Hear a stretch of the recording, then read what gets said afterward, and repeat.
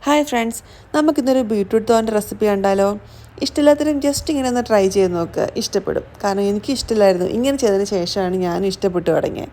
Okay, ആദ്യം ഒരു pan വെക്കുക, അത് ചൂടായിട്ട് അതിലേക്ക് കുറച്ച് വെളിച്ചെണ്ണ, കടുക്, ഒരു വെളുത്തുള്ളി ചതച്ചത്, അതൊന്ന് മൂത്ത് വരുമ്പോഴേക്കും അതിലേക്ക് 1.5 പിടി തേങ്ങ, അതും കൂടെ ചേർത്തൊന്ന് മിക്സ് ചെയ്യുക.